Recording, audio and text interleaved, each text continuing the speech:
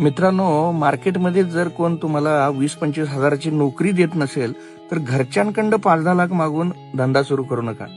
तुमची market value जर 25,000 नसेल तर लाखो रुपयाची इन्व्हेस्टमेंट करून तुम्ही धंदा कसा चालवणार आहे? धंदा हा पैसे टाकून नाही तर स्किल, ज्ञान आणि अनुभवानं वाढतोय. तुम्ही कर्ज घेऊन एखादा धंदा सुरू केला पण तुम्हाला जर मार्केट नॉलेज नसेल ते कर्ज तुमचं अजून वाढत राहणार आहे. मित्रांनो, फक्त बिझनेस करायचा या हट्टापायी पैसे उधळला तर तुम्ही भविष्यात अजून मोठ्या अडचणीत याल.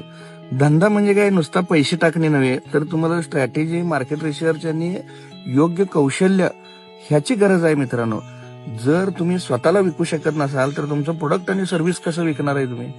धंदा सुरू करण्याआधी मार्केट समजून घ्या. तुम्ही छोट्या प्रमाणात पहिल्यांदा सुरुवात करा, मगच मोठी गुंतवणूक करा.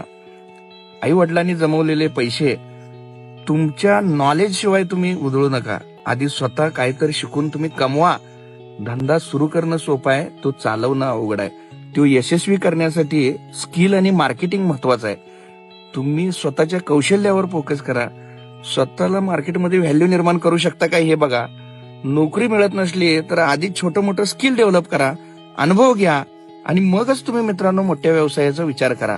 आज आमच्याकडे डिग्री घेऊन आलेली बरीच मुलं असं म्हणतात की मला माझी एवढी डिग्री आहे, एवढं मोठं पॅकेज पाहिजे. आणि त्यांना जर मी म्हटलं तुम्हाला मार्केटिंग करायला लागेल, सेल्स शिकावं लागेल, तर त्यांची त्यासाठी तयारी नाही आहे. सगळ्यांना नुसता बिनकष्टाचं फॅन खाली बसून निवांत नुसता क्लार्कची पोस्ट नाही काय अशी लोक मला विचारतात.